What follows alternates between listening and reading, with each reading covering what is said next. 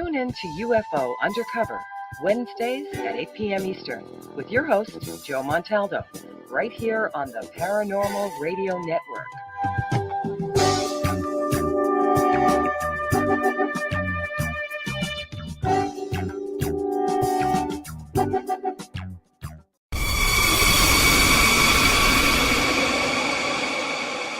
Are you ready to explore the unknown?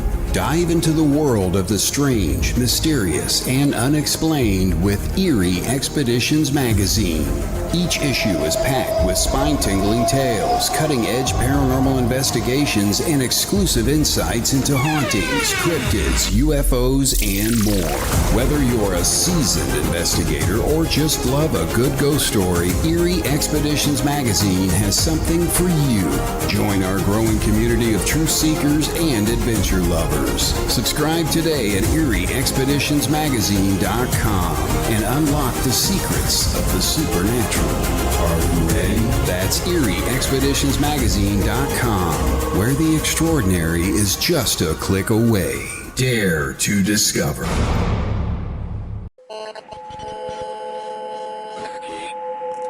What's out there? What creates the shadows in the corners or the creatures of the dark? Who are those on the other side? What do they have to say? This is the Gateway Podcast. This is not your normal style of paranormal talk radio. Brought to you live from United Public Radio Network, 107.7 FM New Orleans.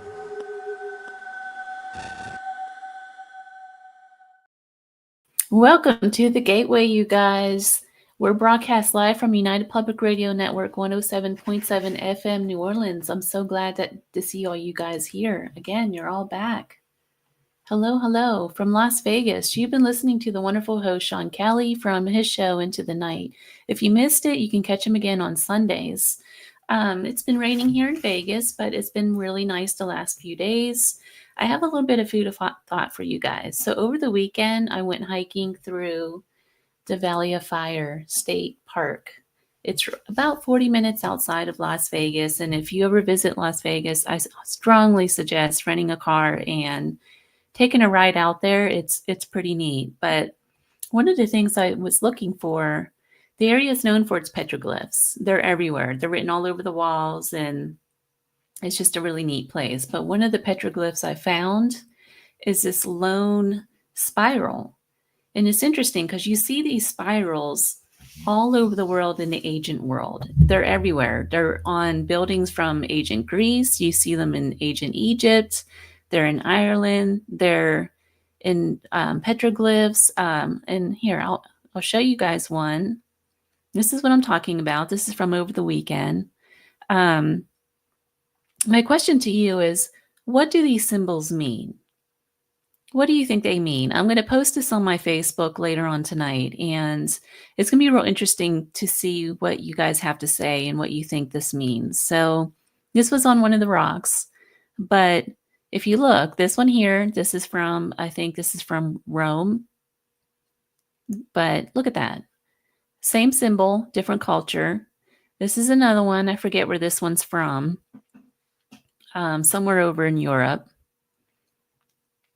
And then again, these are from Europe, but just to give you guys an example, I might do a whole show on the theology and meanings of symbolism in ancient cultures, but take a look at those. I'll have them posted later tonight. And again, it's going to be real interesting to see what everyone says about that.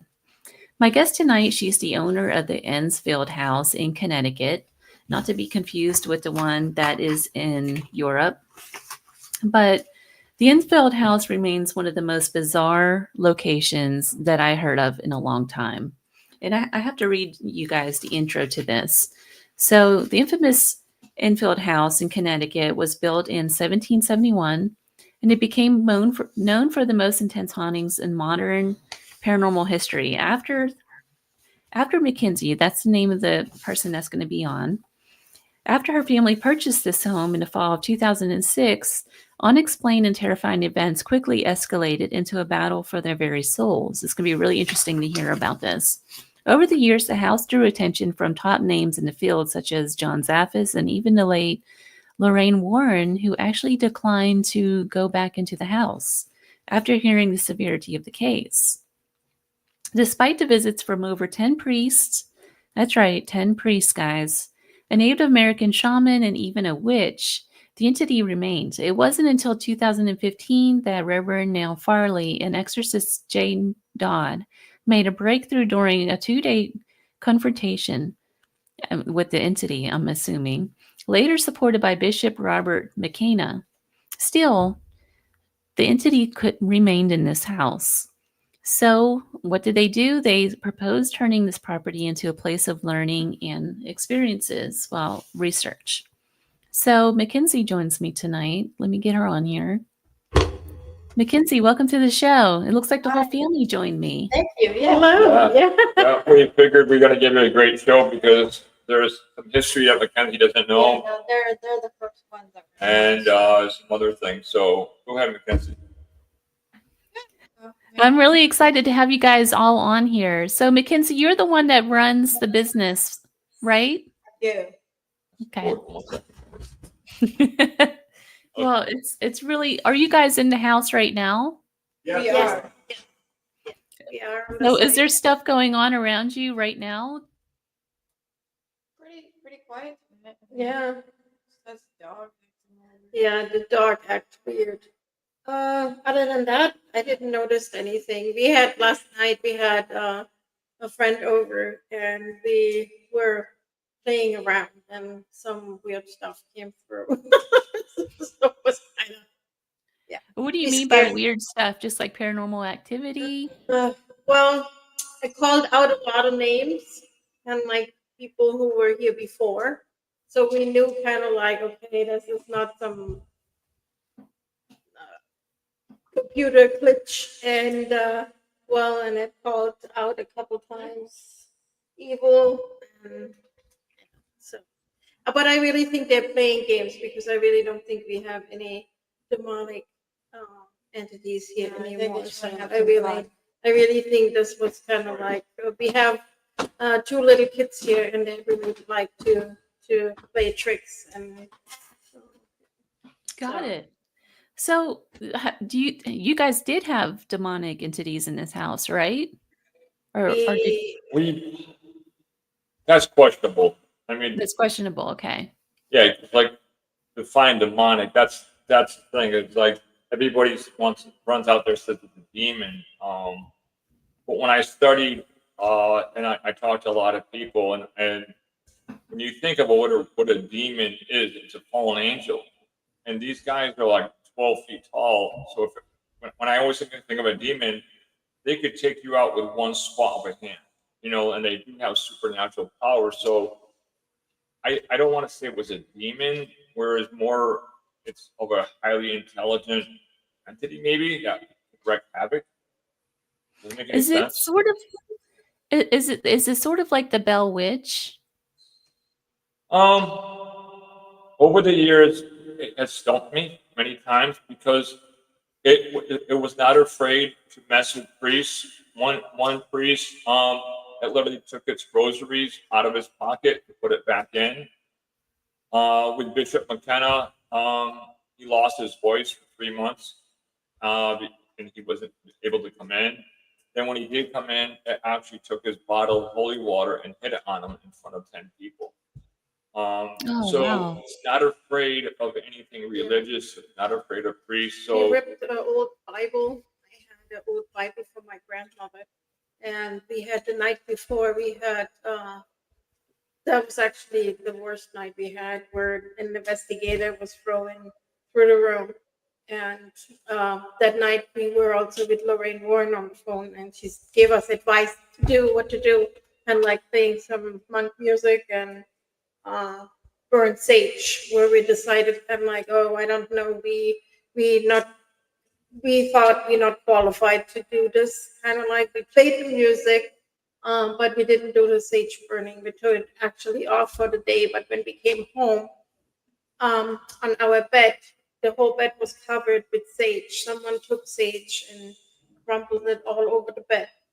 I went in the kids' room, what was at that point was the nursery, because they were 1.5 years, And I had my grandmother's old Bible way on top of the closet. Nobody could have reached it. And it was laying on the floor and it was shredded in 1,000 pieces. So Oh, that wow. so that was kind of like, well, what do you want to do? I have no respect for anything, and you can go. I mean, he heard it a couple times where he said that hocus pocus doesn't work with me. That was what made me really believe, because of my background. Takes a lot to scare me. But this one night, there was an investigator. His name was Orlando Ferrante. He ran a group, and he was friends with Tony Spira, Lorraine, and Judy. And that night, they had an ordained minister in the house. They had a photographer, and the reason why I mentioned her weight is not for any reason, but to show you how powerful this entity was. She was about 5'2", about 250 pounds, and she was taking photos. They were downstairs and they were channeling spirit. Now, at first, I'm like, bravo, anybody can do theatrical. But what got me was when the guy, he said, I'll show you, he grabbed his arm and he started to bite his arm, and he literally started to bleed. He was literally almost biting the flesh of his arm. And I said, you know what, that takes some kind of pain tolerance. But when they provoked this entity, they said, do something. They said, do something. It's my 5-year-old son can blow out a candle, do something. Well, we heard a loud smash and a bang, and I ran up there almost like a first responder. I wanted to see what's going on. And this lady was blowing about 8 feet. He picked her up. When I talked to the ordained minister, he was pale. He said, 1 minute, this lady's standing there and taking photos. The next minute, he goes, she was like a rag doll. It picked her up and threw her down the hall. And it smashed her shoulder in the door jamb. And she had a really expensive camera and blew it all the way across the room. Well, years later, as we were working, I realized, you know what? That entity wasn't aiming for the door jamb. If she missed the door jamb by two inches, she would have hit the wall and went straight down the stairs and probably would have been killed. So that's Wow. kind of how powerful this entity showed itself that one time. Wow. And we don't know either if it's if it was something. I mean, I'm pretty sure it was evil, but it never showed himself. Kind of, we had a lot of psychics and mediums, and everyone that said, yeah, we got close to it, but it never showed themselves. Kind of like whatever that was kind of like. I heard one told me kind of like it's really hairy.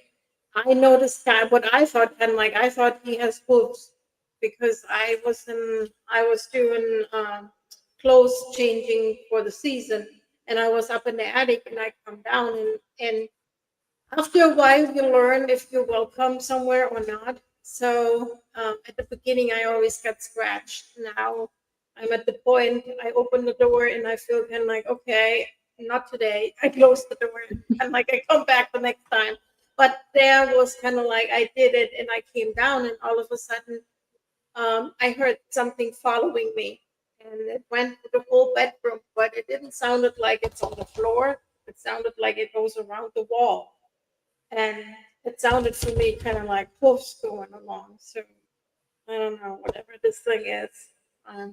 It was Kind of like a and it had the power to attack people in the early days. When I mean attack, it didn't just hurt them. It created heart attacks. It created havoc in some of people's lives. And actually, one person we believe actually had a heart attack and died trying to help us. Do they believe that it's from? Do you believe that's from the entity? We believe so.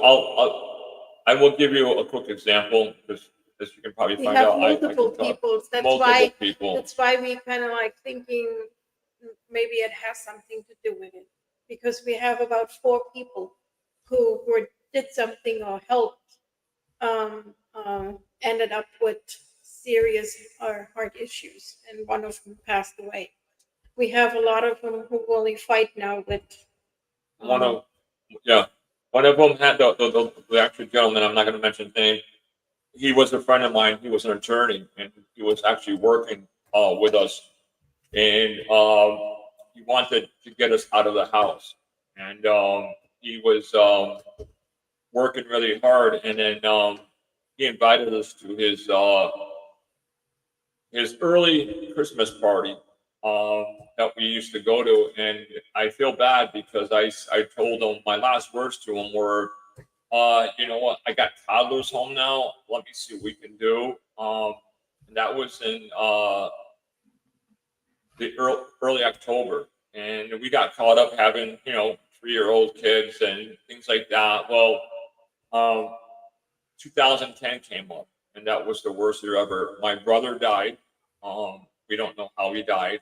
A week later, Elke's dog, Germany, had passed away. Another week after that, my sister had passed away.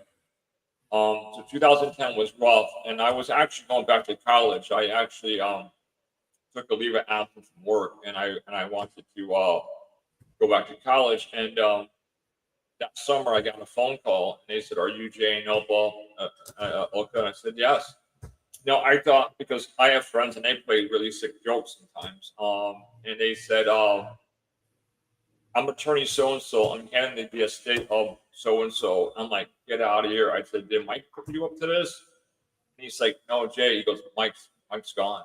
He said, in the fall of 2009, he was teaching softball and had a massive heart attack and died on the spot. Oh, wow. And that year, it was devastating. I mean, after losing half my family, Elke's dog, and then losing a really good friend of mine. From the house. And and it seemed like, one too many coincidences just to be a coincidence. Even, and Jay Dodd that we hear about on those 2 days, I did matter of fact, Jay Dodd did I got Jay Dodd on the Greg Balkan radio show.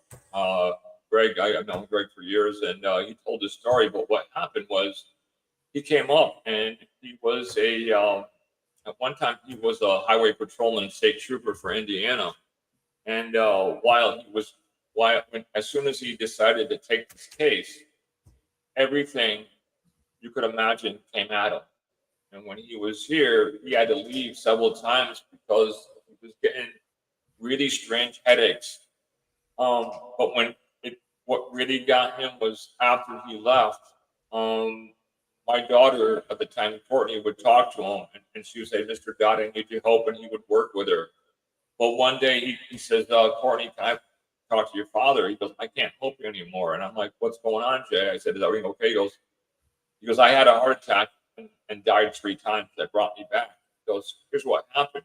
He goes, "The entity from your house came, sat on my bed in like a dreamlike state, and told me to back away. And he says, I'm a man of God.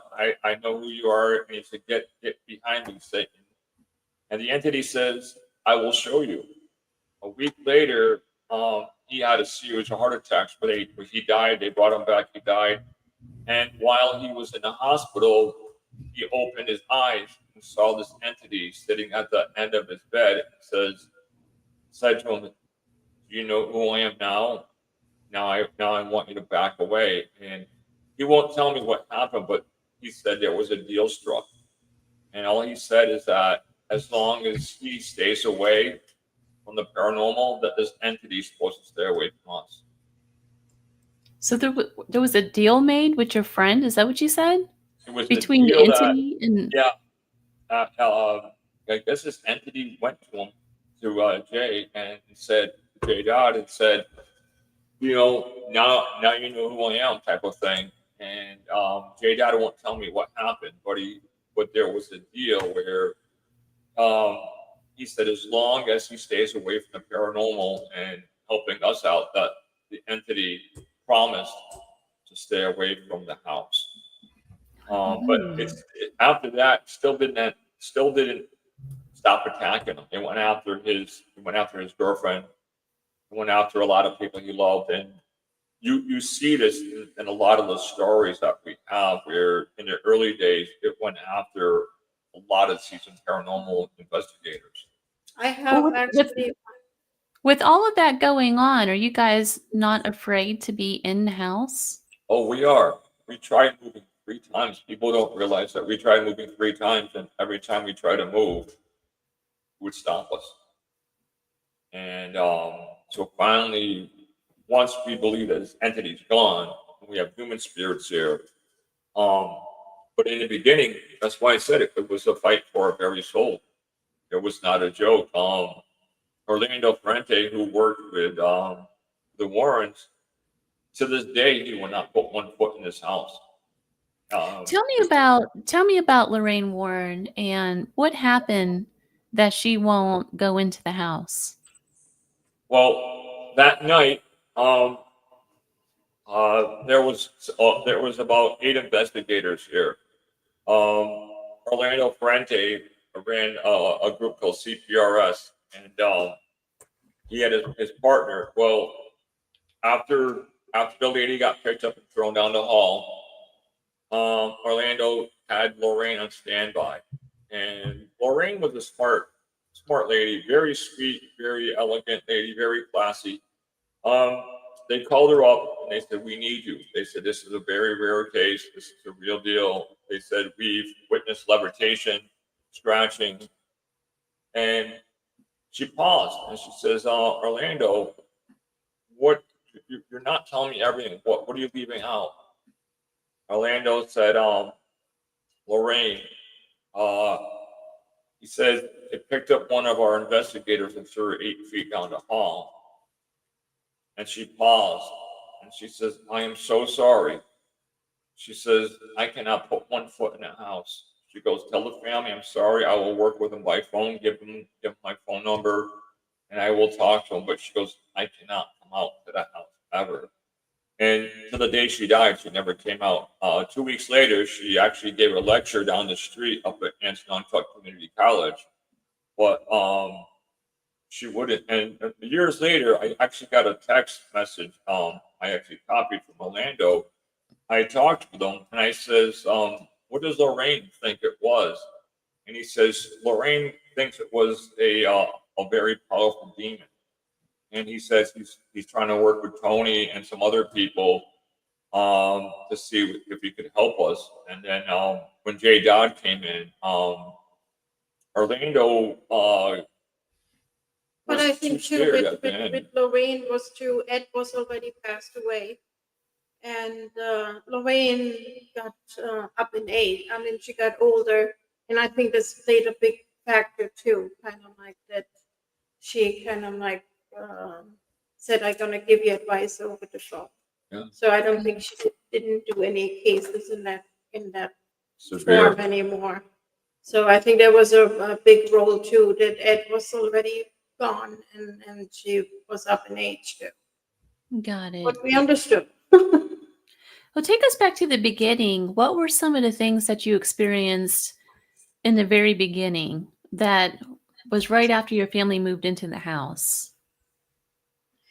Well, it started that when we were not even moved in yet, and we looked at the house, and we came with 2 separate cars. So I was out first. I was 7 months pregnant, and I went down the stairs, and he said it looked like you got pushed. I can't remember anymore because it went all so fast. The only thing is what I noticed, kind of like I started tripping and kind of like I made it down the stairs, but at the end then I kind of like fell. But thank God I didn't fall on my stomach. But he said what weird was when you started going down the stairs, you put your hands in the back. So almost like someone from the back gave me the reaction was not going kind of like with my hands in the front. I was kind of arms went like this, and it looked like somebody had shoved her. And all I heard was her saying, "Jay, help me." But this was not an indication for us that there is something wrong with the house. There was kind of like I wouldn't say that at this point we were thinking there's something wrong. I mean, we were living here a couple months, and we still kind of, well, we started watching because Caps came out, so all these paranormal shows started, and we watched them. But I have to admit, at this point, nobody, Jay or I, believed in paranormal. So it was just kind of like it started off that stuff was missing, keys were misplaced, wallets were misplaced, or you heard noises where we tried to explain, but man, it's an old house, it's kind of, but then it got a little bit more aggressive where, kind of like you saw shadows, and but we still didn't really start talking about it. And then one day we went out for lunch, and I said, "Hey, I have to ask you something because this is weird. I have all these weird experiences, and someone even opens up the dryer and throws the clothes out, and I'm kind of like, I don't know." So he said, "You too." So that's where we started kind of like exchanging what everyone had experienced. And but then we went to the point kind of like this was 2007, and like this was not like we had only telephone books, the internet was not that, and finding a paranormal group was kind of like not easy either. Yeah. So we started off calling our local priest. This was kind of like our first choice. And then we went through a lot of couple in paranormal groups, because I really think when all these shows came out, all these paranormal groups were created, and then they came, and then they had an experience, and then when we said, they said, "Oh, we have enough. We're gonna come back and we're gonna let you know," and then we didn't see them anymore. So this was kind of like the beginning of it. So as this is happening, I decided to go down to the town hall, and I wanted to see. Hey guys, real Yep. quick, I'm getting kind of like an echoey feedback from you guys. Do you have like a radio or like the Facebook page open or anything like that? Do you have any open cams? She's great on our tech thing. Oh no, we lost her. Oh, hang on. No, I know. That's nice. You're still there. Okay. It sounds a lot better. Okay. Thank you. So what happened was I decided to handle this like it as a investigation. I went down to the city hall, and I went down and I met the manager of the works department, and I asked her. I said, "Can I have a copy of everyone that had lived in a house?" So she said, "Sure." She goes, "It's going to be $1 a copy." So the lady was really nice, and she starts running over and getting these big volumes, open them up, right, and scrolling down, and then about a half hour into it, she stopped. She says, she says, "This is going to get really expensive because we haven't even got out of the 20th century, and a lot of people owned your house." She goes, "How about this? I'll write on a piece of paper here, of everybody that had owned your house. And if there's anything wrong, I'll call you." So I gave her my office number. I gave her my beeper number, everything. Gave her my home number. A week later, she calls up. I'm at work. I close my door, and she's like, "You know what? There was a guy that committed a murder-suicide that lived in your house." And I'm like, "Oh, no." But she goes, "Well, there's good news. There was a guy that lived there from 1963 to 2000. He must have had a great life." So as she started going back, and back, it was like the house was a hot potato, and she got hooked on it. So she also had access to people's death records. So she got hooked on it like a soap opera. She said, "Your house is weird." So what she did is she wrote on a piece of paper the people who bought it, the date they bought it, the amount they bought it, and the volume where you can locate it at the city hall. Was Was it resold like every couple years or It something? was sold every couple Yeah. of years, and out of 200 and something odd years, only one person died of natural causes in the house. That was a lady in 1900. Her name was Marion Arnott. They said she died from bronchial pneumonia peacefully in her house. We dug up a lot of newspaper articles to verify a lot of things, and it went all the way back to the founding father of the town. His name was Henry Thompson, and the first recording we can find is 1846. And the reason why we believe there's no other recordings is because we believe his grandfather was the one, Matthew Thompson, built the house in 1771. And the weird part about, again, nothing's normal in this house. The weird part about this house was when he built it, we're like about a quarter mile, half mile away from the Connecticut River, which, goes all the way to Canada and it empties out at the Long Island Sound. Well, that was used from the French Canadian fur trappers to Native Americans to highwaymen, the people, we had French and Indian wars all through here. So to build a house out of the mainstream, instead of building it down where all the other village would have been, was kind of weird, because he could have been robbed, he could have been killed, he could have got caught up in like a little skirmish. But they built the house here, and it stayed in the family. And I think, and the main reason I think they sold it was because Henry's father became the richest man in Connecticut, and he started a series of carpet mills known as Bigelow.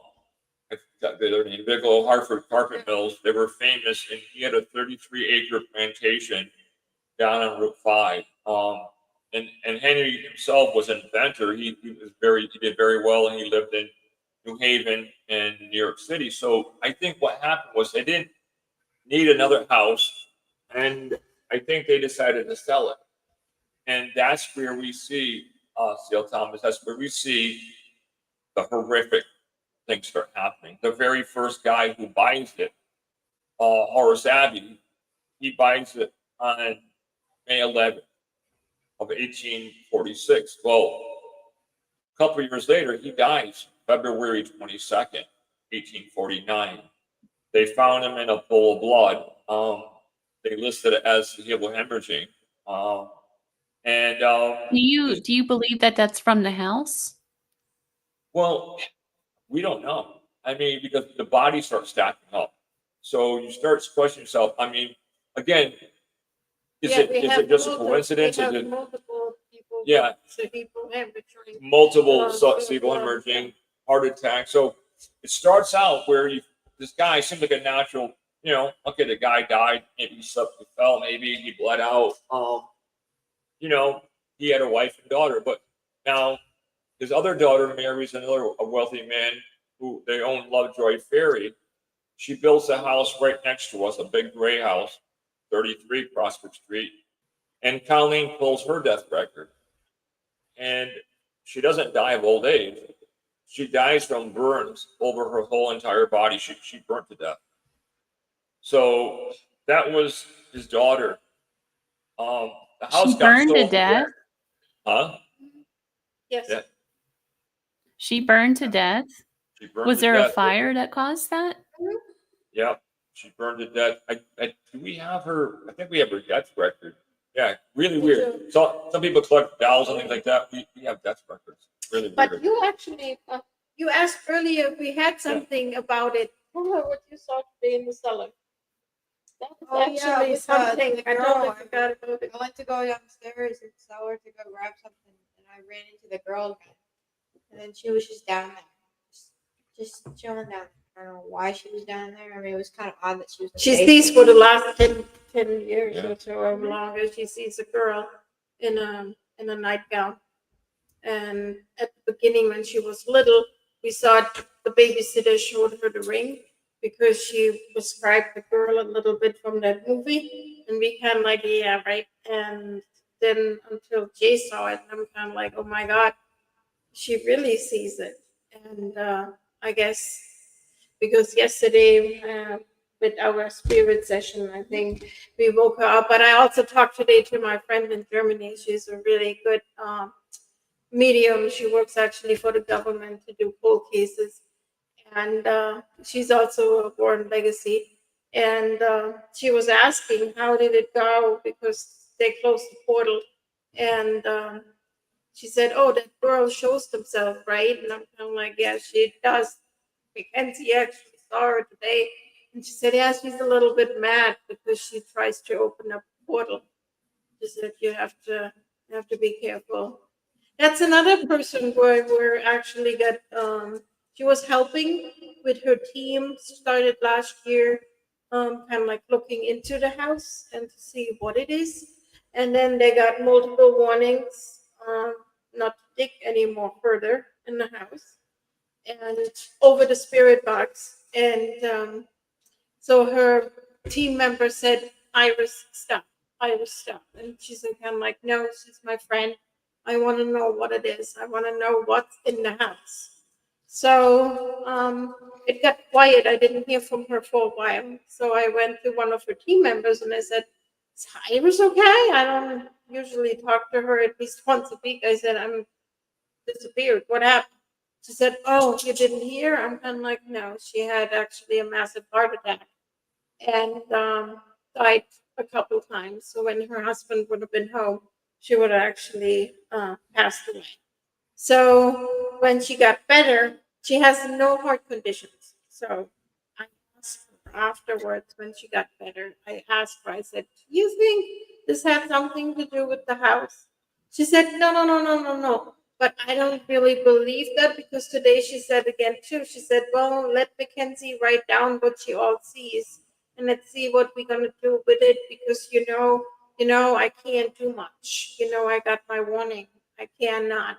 And when she started a couple months helping and getting a little bit more active again, her heart function went down again. So she was actually over the point where she didn't need a pacemaker. And then all of a sudden, when she started doing more work in the house again to figure it out what it is, her heart function went down again. So she still denies it. It has nothing to do with it, but I don't believe it. Have you guys ever contacted the people that you bought the house from to see if they've experienced anything? Yes. Well, I actually, the people who we bought the house of, I actually worked with her, and so she actually told me that year that they sold us the house was the worst year of their life. Really? I don't want to say too much because they're still out there, but let's put it this Yeah. way. She said their dog died. Her husband lost his job. His business. His business. There was a lot of personal things that happened to her. Health went Really down. bad health issues.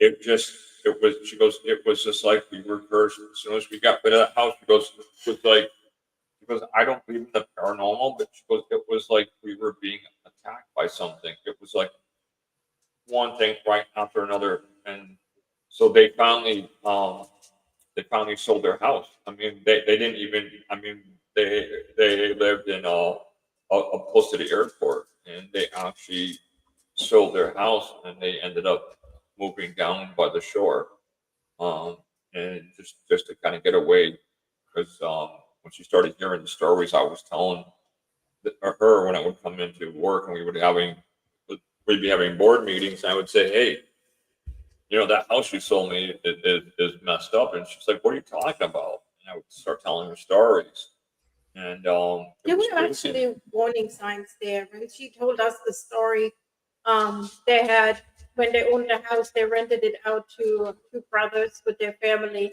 and they were had the option rent to buy. So they actually wanted to buy the house, and John or he wanted to help that they're getting the house, and they didn't hear from him. And then she got the keys in the mail. They moved out overnight and never said anything. They just left. And our neighbor told us weeks before they did that, in the middle of the night, they went outside with a chainsaw and took every single tree down in the yard. They took down the garage in the middle of the night. And he said, our neighbor said, I think they lost it. And then 2 weeks later, she got the keys in the mail and they left. So there was, we heard the story, but again, kind of like, okay, nice. So, but then when we signed our paper for, when we went to the lawyer to sign the paper for the selling, for buying the house, and the lawyer said, oh, we need a year of house insurance. And I'm kind of like, because I never wanted the house. So when I was sitting there, I'm kind of like, great, I don't have the money. I put every single penny in it. I don't have any money left to pay the house insurance. And I'm kind of like, yeah. And then John said, you know what? I give you a housewarming gift. I'm going to pay you the house insurance. And again, they didn't hand it her. So on the way out, we he heard them saying to his lawyer, thank God I got rid of the house. And I'm like, oh, great. So, but it was a constant battle because, like I said, it was one thing after another. It's like if I went to this whole list, it would take hours, but it was bought, sold. I mean, and they didn't have the whole house in the 1850s, and it went in to someone would buy it, someone would die, they would sell it, someone would buy it, someone would die. Then it was stayed in a family for many years in the 1850s and 60s, and one by one, they just started to get picked off, and whole entire families were like eradicated within a year. They would die from just weird things.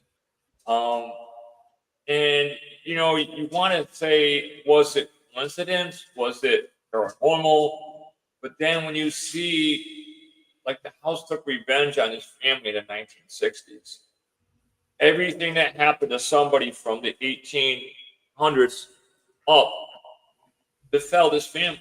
This one gentleman, I talked to his brother, was actually a surviving son, the guy. He said, my brother wasn't born mentally challenged. He said he fell down these stairs and hit his head so hard that he had to wear a special helmet. This was back in this is like the early 70s. He goes to, which is now Six Flags, was called Riverside Amusement Park. Colleen looked it up and said, no, a little boy went through a mysterious seizure and dies. His other daughter goes out in 1986 and with her boyfriend, and they gas themselves down the road. In 2000, their other son, who was a Glastonbury police officer, goes to work early in the morning. Probably say, good morning, guys. Good morning to his watch commander. Sits down, pulls out his revolver, and shoots himself in the head. Several months after that, his other brother goes out to the garage or the barn that's no longer here, and he hangs himself. Oh, wow. Everybody, and when now, 4 kids out of the 5. and then when you look at how other people died, it's really creepy. Like, for example, Horace Abbey, the first guy who I told you about, was dead on February 22nd, 1849. The police officer, guess what day he shot himself in the head? February 22nd, 2000. Their son, the guy who hung himself, right, the gangster that lived here, committed the murders on June 11th, 1930. He actually hung himself, I think, was it June 11th, 2000. So it's kind of weird that there be the same dates popping up through history. Are you afraid that something's going to happen to you? Oh, definitely. Like I said, we tried moving out 3 times. Like I said, the first time we tried moving out, that year I lost my brother, my sister, Elke's dog, my best friend. The second time we tried moving out, I was going to transfer with my company down to Charlotte, North Carolina. We were looking for a house down in Rockville, South Carolina. My God, I travel so much I can't remember half the places I travel to. And all of a sudden, it was matter of fact, May 5th, 2015. I took the day off. I went for my physical. On the way home, I was in a severe car accident, and it left me disabled. It blew all my discs out of my neck and my back. And so, needless to say, I ended up on disability. I couldn't function, work properly. A couple years after that, we decided we were going to move again, this time down to Virginia. We were 2 weeks away from moving. We were going to rent a nice house. We had everything packed up. My daughter Courtney said, "No more spooky." I'm like, "No more spooky." Within less than 2 weeks, I get a phone call from the realtor. Says, "Oh my God." She goes, "I don't want to make this phone call." She goes, "The people who owned the house, the property, decided not to rent it." And she says, "I'm sorry." I said, I told the schools, I told the electric company, everything. We were leaving. I literally had to unpack the whole entire house.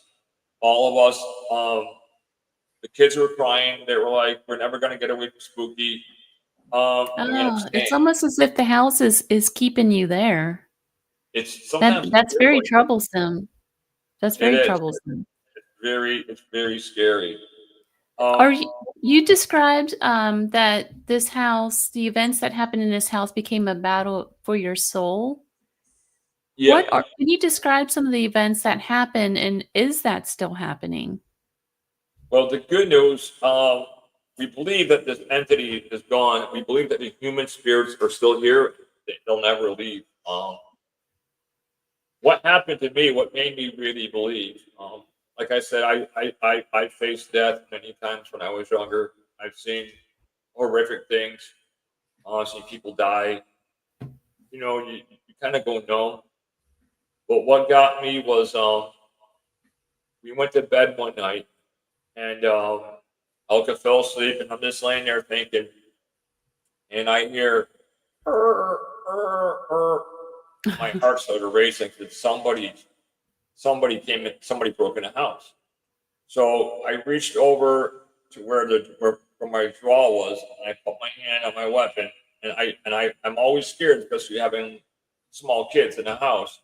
So I just had my hand on it, and I heard, and my heart's going faster. And all of a sudden, I see this woman standing there with long, blonde, natty hair. Her face was pale. She had on this long, like white grayish dress, was torn on the bottom. She was carrying these like old-fashioned, like high heel shoes. They were open toe, and I said, "That's really weird." I said, "Oh my God!" And she turned and she said, "There is no God." And I'm like, "Okay, I'm dreaming." And then all the things, that's what she says. Yeah, and it was like, what the heck? I'm like, I'm dreaming. And a matter of like a nanosecond, it jumps on my chest, grabs my arms, right? So I go to yell for her, like she's gonna save me. I have no voice. So I'm taking as I'm fighting this thing off me, I'm taking my elbow, wailing Elke in the back, like, "Please wake up, for the love of God, wake up." And I'm like, "Wake up." I said, "God help me."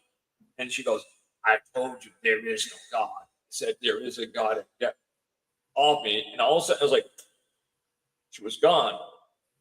I dozed off. I woke up in the morning to go to work.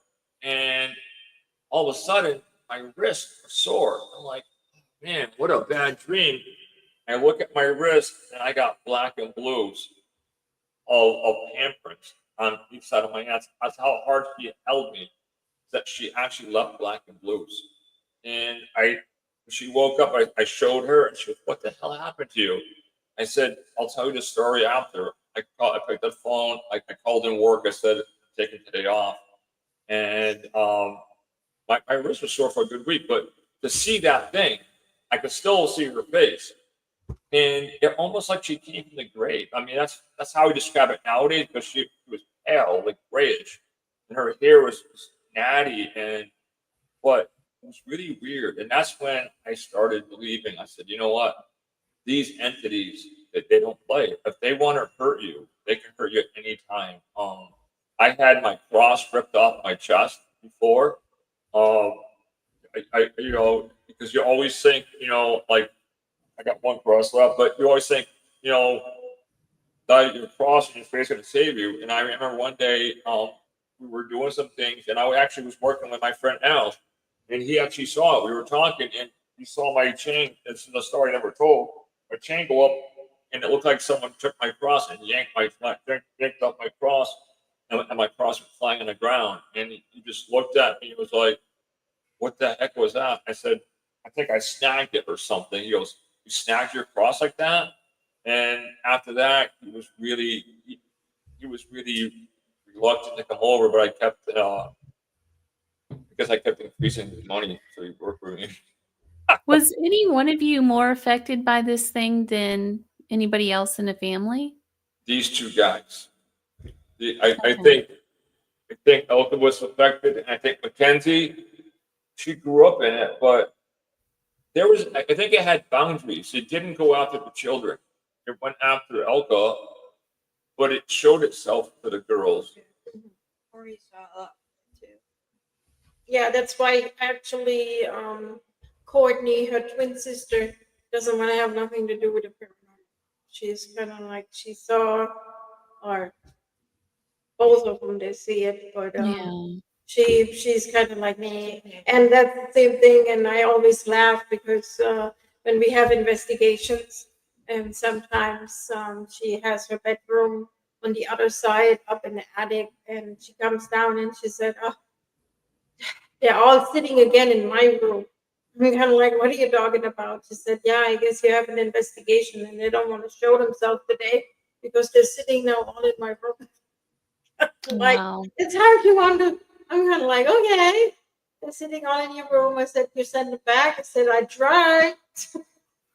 So you went through years of having different people in the home to try to get rid of this entity.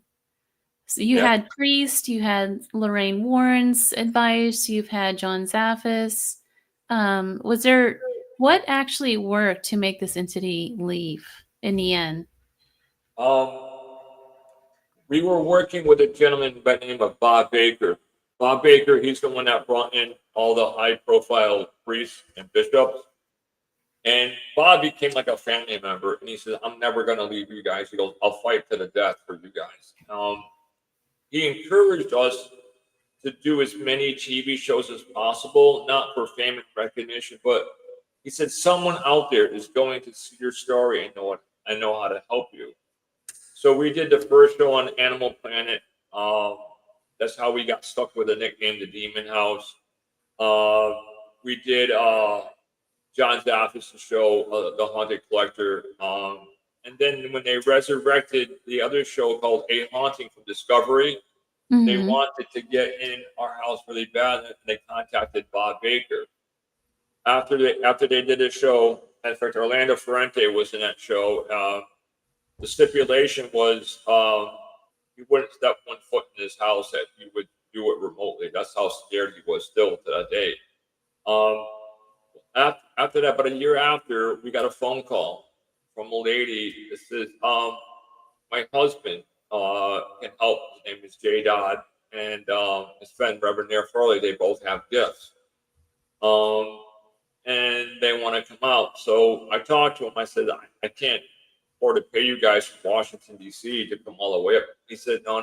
He goes, "You aren't going to pay one dime." He goes, "We're going to pay for everything, the hotels, everything." He goes, we do the work of God." He goes, "We don't take one dime." And I said to him, I said, "Well, what can you do that everybody else couldn't do?" I said, "We had some of the biggest names." And he goes, "At least let us try." So now, see, this is where things get crazy. They picked a night to come up. It's supposed to be a clear, nice day. Reverend Farley picks up Jay Dodd. They're heading up here, and one of the worst storms that we had in 2015. It sleeted, it snowed, everything. Reverend Farley's like, "We got to turn around, Jay." He goes, "We're not going to make it." And Jay says, "No." He goes, "It doesn't. It wants to stop us. We're going to keep going." So they finally made it to Enfield really late. They called us up. They came over the next day. I was extremely sick. I had to go to a hospital to get a CT scan. And that night they set up a prayer chain around the world. They had people even in Israel praying for us. That was really cool. Wow. And they had people from all over. We didn't know that until the next day. And then they called us up and they said, "How does the house feel?" "Great, right?" And I said, at the time we had the downstairs open up. I looked up. I said, I saw the black shadow staring right at me. I said, "I'm looking at the shadow right now." And they said, "We're coming over." So, like I said, it wasn't a fun thing because now with Jay being an ex-state trooper and he starts to interrogate me, starts using tactics on me. And I'm like, I'm a good guy. He said, "Well, why?" And he goes, "Come on." He goes, "You had Bishop McKenna in here." He goes, "You had this guy." He goes, "What's your angle?" He goes, "What's your gig?" I said, "Oh my God." I said, "You're interrogating me. I should be interrogating you." And so I'm like, and all of a sudden he stops and he looks up. He goes like, "Oh my God, it's still here." He goes, "Neil," and Neil's talking to Elke, and Neil goes like, "Oh my God," because now the entity's coming down the staircase. And Jay Dodd starts saying some prayers. Neil says some prayers, and he's like, "I am so sorry, brother." He goes, I didn't mean like that." He goes, "But I really thought we got rid of it." He goes, "We never failed." So they bought. They got another night of the hotel room. They came over and they're like, "What did we miss? What did we miss?" And Neil said, "We didn't ask God to come in and place his hand upon the house." So that night they went through the whole steps again. They got a hold of everybody. They prayed for us. And the next day, the only thing I could do for the guys was cook them a huge breakfast. And they came over. They spent the day.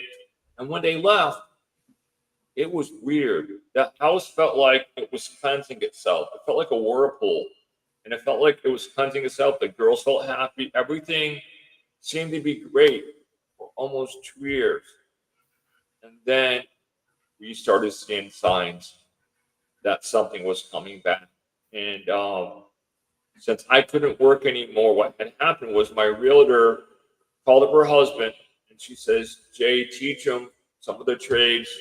You can't do the work anymore, but my husband can." So between both of us, we converted the apartment back into an apartment, and we had gotten a renter. She wanted to get a long-term renter, and the lady was on state assistance, so she said this woman's going to be here for a long time. Within 6 months, she was begging to get out the lease. She actually called up housing and was begging to get out. So housing wouldn't let her leave. But when she left, there was a truck. Everybody moved out. So when she moved out, I called up Bob Baker and he begged me. He goes, "Whatever you do not go next door." He goes, it could be an ambush." He goes, "Oh my God." He goes, and he dropped what he was doing. He drove all the way to Shelton, Connecticut, right? Mhm. Like he was doing like 80, 90 miles an hour, praying that I wouldn't come over here alone. And when he got here, he brought out his cross and everything. He goes, "Now let's go next door." And slowly we went next door and he said, "Aha."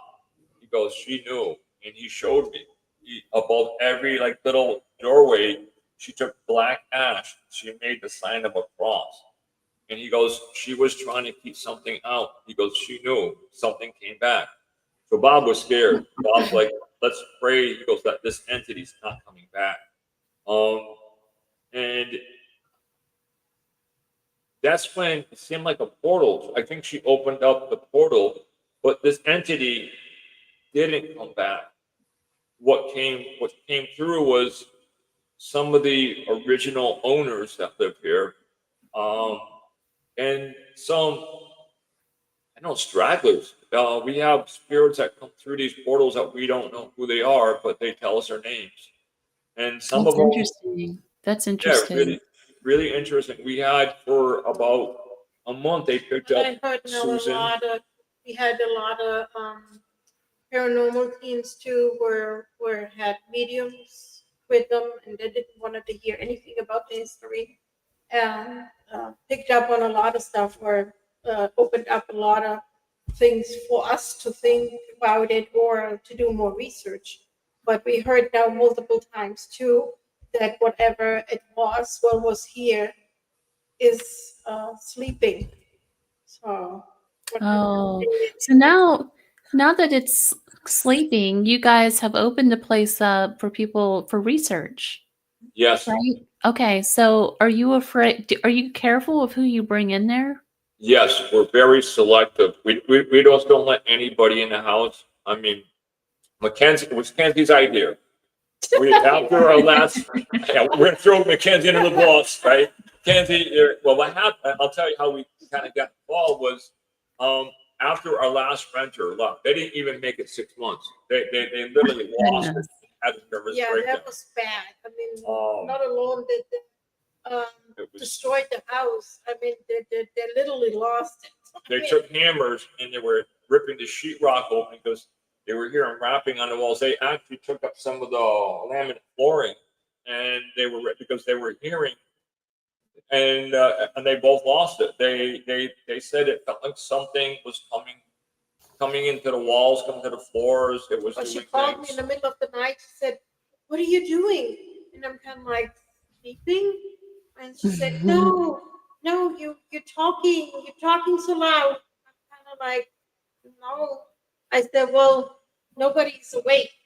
I said, "I don't know what to tell you." So I said, "Okay, I call you right back," because I thought maybe the girl's watching TV or something, looking around, everyone is sleeping. And she did that almost every second night. And she called, she said, "You have to quiet down. You're talking too much." And I'm kind of like, "We are sleeping." So they really had a. The best thing is, guess who she sends over to the house to check it out? Me and Mackenzie. So we go upstairs, and I'm like, Mackenzie, I'm like, what the heck did they do? And she's like, what? I said, we opened up the closet door, and there was glass. Like, she took like a heavy glass, and she must have saw something coming out of the closet. That's all I can imagine, because it looked like she whipped the glass so hard that when the glass hit the wall, it exploded and left shards of glass stuck into the sheetrock. Wow. We had to remove the glass, and we had to patch the sheetrock up. It was like it's like something did not like them, and it wreaked havoc on them. So after that, I was like, I'm done. Getting a little bit older, disabled. I said, I can't keep going into a house. I said, you know what? We're not going to rent no more. I said, you know what? I'll turn it into a woodworking shop. I said, I'll bring my tools in. I said, I have a really cool woodworking shop. I said, you can have the upstairs for your craft room so that you can make things. And then I could choke this one right now. She said, what about paranormal? I'm like, what about it? And our friend Rose, who was Bob's assistant, helped her and said, yeah, that's a great idea. Why don't you open up and for something with paranormal? Everybody knows you guys. She goes, why don't you, keep the prices down and use it for paranormal research, and let the teams come in and do things. So I just looked at her. She was 16 at the time. And I said, you know what?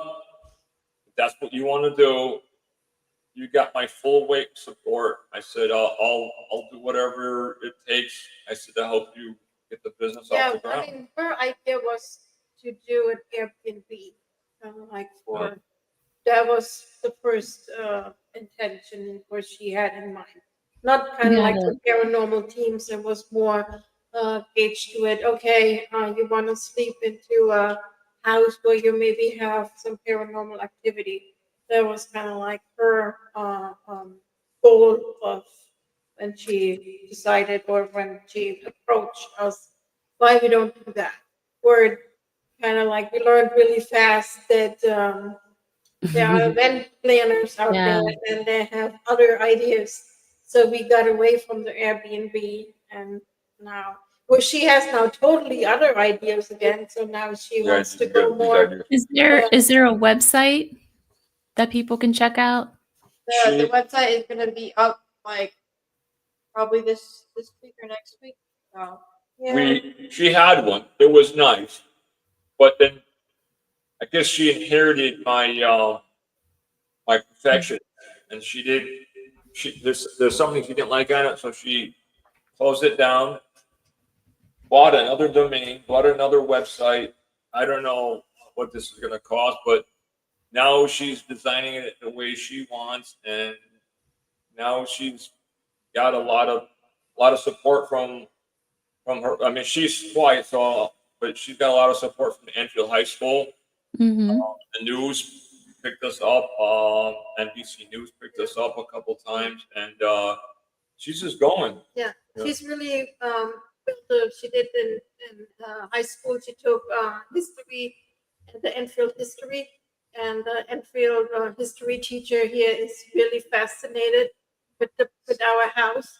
So for the last 2 years, he teaches actually the house, and he and puts it like as homework.